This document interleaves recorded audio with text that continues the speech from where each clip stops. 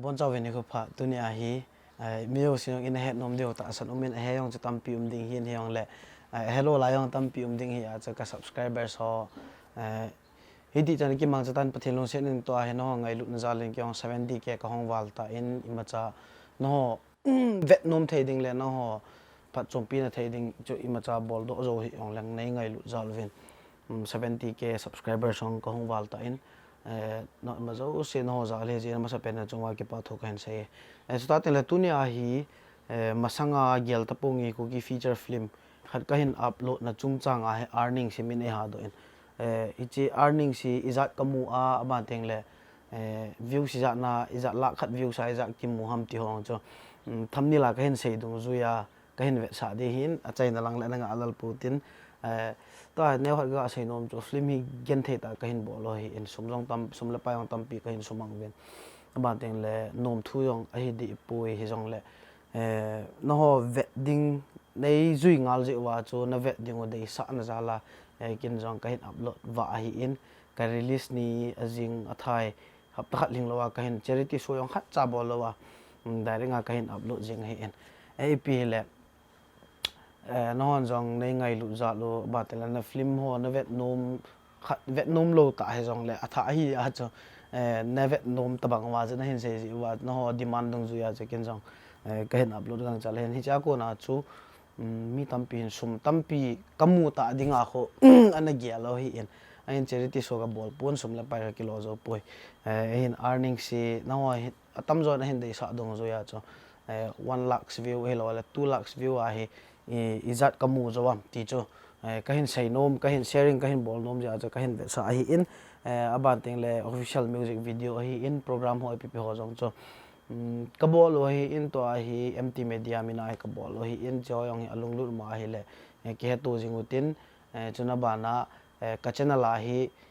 chom khat di hi to program season hi in program hong ne kahin uploading kahin ka mo kahin uploading hi in avet nom lo umai hong unsubscribe bol lo ven hi ti chon anamo jing hoi tin aji cho khat ve teng le ana ve te vin wang ka ti pui aji cho no ho vet nom mi vet nom cho hong ke bang lo ding hi in e ko dong zui wa chu e ko no ka hin upload thu hi in channel ka nei ja chu aban teng le unsubscribe bol lo wa ti chon ne yom pi ven lang aji chu ni khat teng le no ho vet nom yong he ka hin bol do kit mai the chi phat teng le chon notification namu ki theina ding wa cho program ho la ho pi pa kain upload ho yong he ana vet nom hi jong leo chun channel a hi nei na pi phot ven lang ne khat teng phat khat teng le na ho vet nom mi pi o se vet nom nong cho ka hin bol do de he ti chu ka ga se hi in ba ne ke pa omen to hi earnings cho ve pa yeng hoi tin jo hi chi ding mo nga jo video ka hin sim hi in earnings hi ga se ding a chu 1 lakhs view wa hi aki sei chat thei om poi aji chu et sa ko na sum kilo hi in et si video vet phating leo et sung do jo ko na ko sum kalo hi in skippable et so min non skippable et so min aban teng le adang dang min hi che so in a thei da jing ke mai theu hi wanga cha hi che et ko kine pin za ki hon jong video ka hin sim ju hi in thu sum neu neu la ka hin lo hi ipile tu ni a hi ka hin vet sa nom chu hi le Gelta Pong'e cookie feature film Gelta Pong'e cookie feature film ka earnings chu a hi ji chun hi cha chu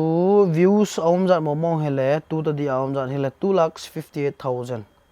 2,58,000 hi views ka nei in hi chi views a ko na hi chi video hin 2,58,000 a hi sumizat alo am ti chu display hin bowling ka ting earnings it's a video ako na details and sailing views si 2,58.2k kanain do in abantela watch time hi 80.60k hours do in abana subscriber hi chi film se ahi ke pam ta jo 3.5k 3,500 mi hin subscribe hin bol pi be he ka channel a hi cha jo ong tha se chunga ke pa tu kan savin to in estimated revenue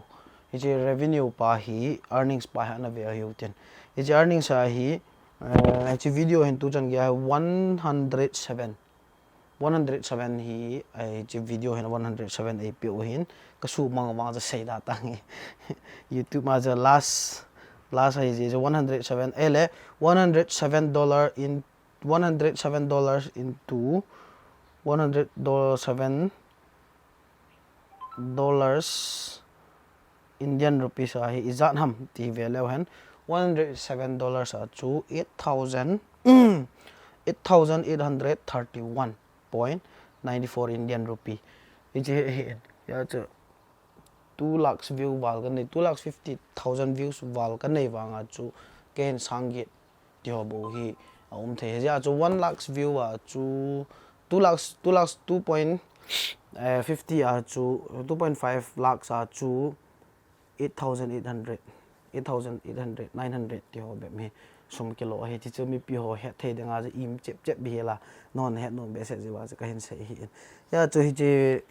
youtube mai the ha upload na he la gang chala sum tam pi ki mudana mi o sin se na he wanga chu last platform hi in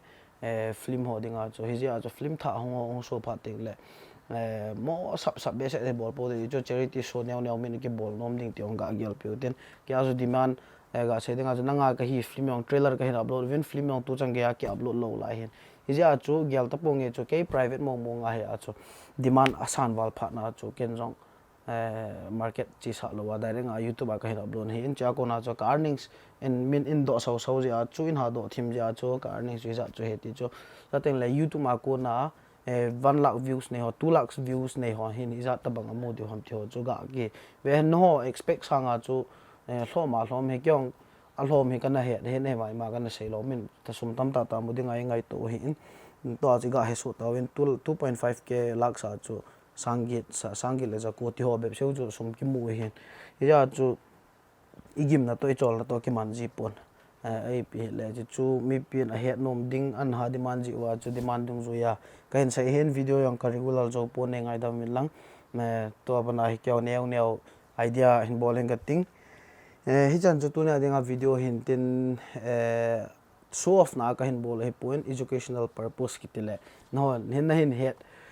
nom ji wa cha ke jang imacha asum lo hlom pen hiong la hi chi film se a chu izat ke bom ti chu ne ka hin ve sa hi in atu chang ge hin ve ho se chunga ki pa thu khen se tu na dinga video hi chan chen tin a ve ho se chunga ve la ke pa thu khen se ki ne